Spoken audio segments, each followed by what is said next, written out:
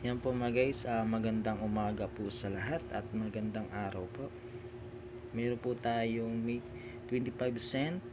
Yan po na BSB series po ito. Yan po. Huwag po tayo basta mag-alok po mga guys. Ay dapat po muna panoorin po natin ng buo. Yan po, para po maintindihan po natin at kung anong klaseng coins na 25 cent ay dapat natin ibenta sa ating mga coin collector. Yan po mga guys, meron po tayo dito na 2003, makikita nyo po yan.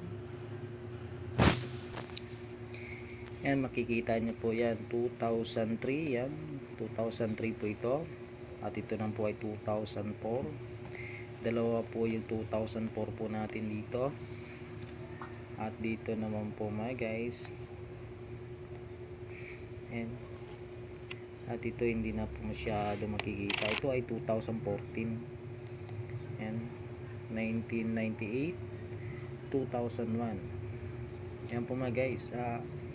Dito po sa coins na to mga guys ay meron lamang po tayo na hanapin, dahil nga po itong mga coins na to mga guys, nandito nakita nyo ngayon ay talagang meron na rin po itong collector value po sa ngayon. Kaya sabi ko nga po sa inyo, panoorin nyo po muna bago kayo mag-alok ng coins na ganitong uri ng coins. Ito po yung 2003, ay hanapin po natin yung non-magnetic nito. Yan. At ito naman 2004 ay common pa lamang po ito. Dapat po ay kulay dilaw po ang hanapin natin. Yan po, hindi po sila magkakaparehas. Ito ay talagang kulay dilaw na dilaw. Yan po mga guys. At ito naman po 1998, ay mahirap na po ito hanapin sa ngayon sa ating sirkulasyon. 2001, yan po ay talaga po yung mataas po ang collector value po sa ngayon ay yung 2006. Yung po talaga ang hinahanap namin ng mga coin collector po mga guys. Pero meron naman po tayo magnetic po dito. Yan po, dahil nga po kailangan po natin i-magnet po yung mga coins po natin, lalo po itong 2003. Subukan po natin kung po talaga ay mamagnet. Yan po, hindi po siya nagmamagnet po mga guys. 2004 nagmamagnet po siya, at makikita nyo po yan, yan 2004 nagmamagnet po siya guys. Yan, ito pong 2001, yan hindi po siya. Yan po, kung meron po kayong mga coins, dapat po meron din po kayong magnet. Halimbawa meron kayong 25 cent, at dapat po ay meron kayong magnet. Ito 1998 at hindi rin po siya nagmamagnet mga guys. Yan po, subukan po natin dito sa 2014. Ayan, nagmamagnet po siya. Yan po mga guys, dahil nga po itong tatlong ito mga guys, yan, itong tatlong ito ay wala pong non-magnetic po siya mga guys. Yan po, dahil nga po marami rin po tayo mga coins na ganito 25 cent, at yan po, meron rin po tayo dito. And tingnan po natin mga guys kung ano po yung mga, dahil nga po ito mga guys ay nasubukan ko na rin po, ay talaga pong nagmamagnet po sila. Excuse me po. Yung hanapin po natin yung mga kulay dilaw po mga guys na mga coins. Yan po, dahil po siguro sa katagalan din po na itong mga coins na to.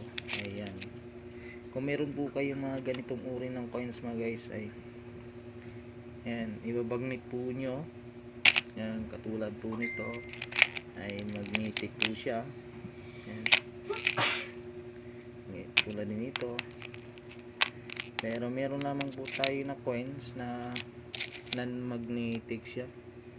Ito 2003. Yan, 2003. 2001, 1998. Yan, hindi po siya nagmamagnet. Yan po. Yan.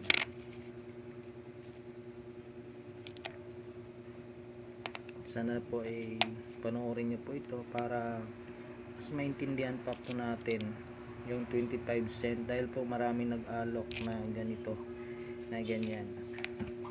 Hindi naman pinapanood muna yung video. Yan po mga guys. Kung meron din kayong 2008, ay pasok na rin po yun sa hard to find.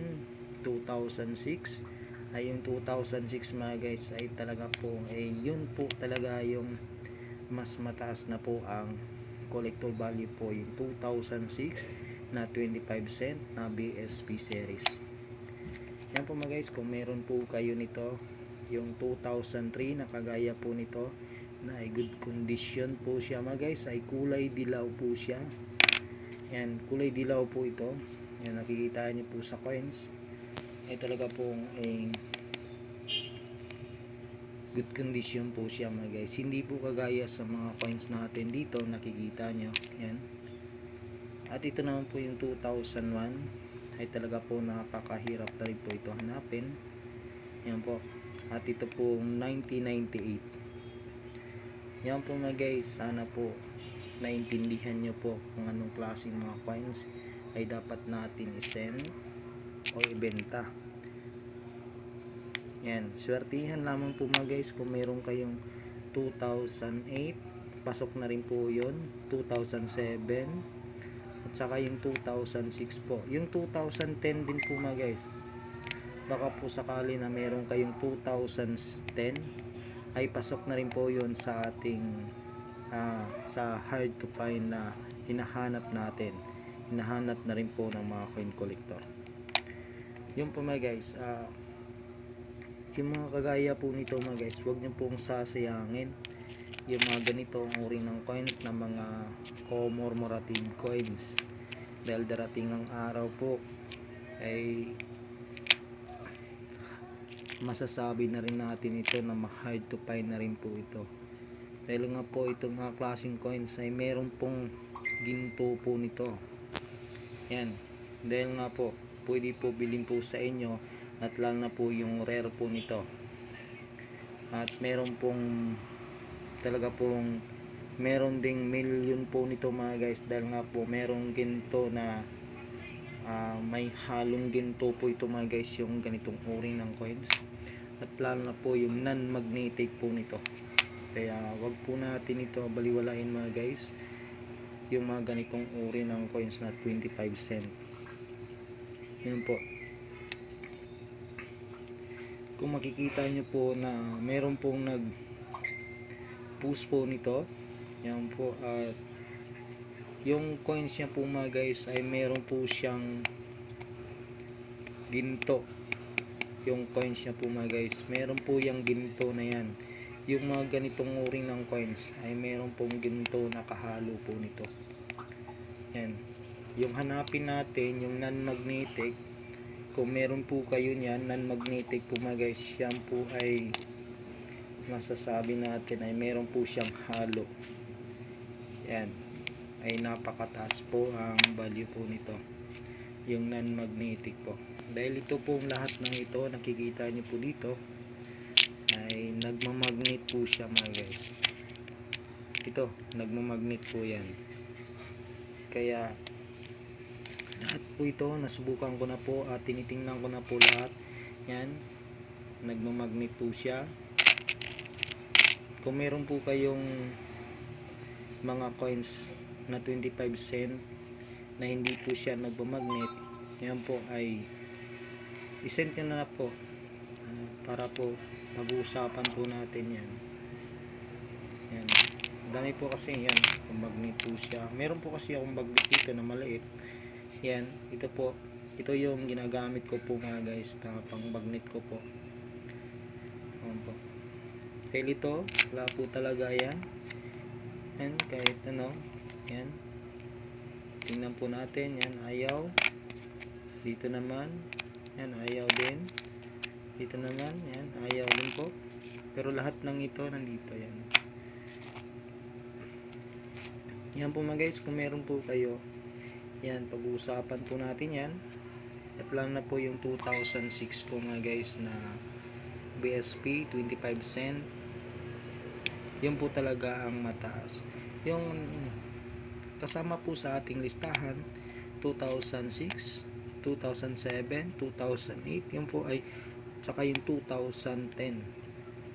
At lalo na po yung 2012 po mga guys, kung meron po kayo niyan.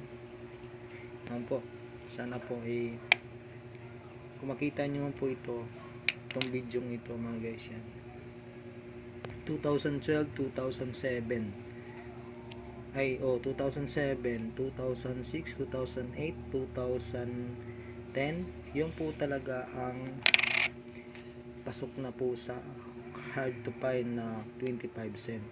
Yan po mga guys, sana po ay naintindihan po natin kung ano pong klase mga coins na 25 cent BSP series po kung dapat natin ibenta.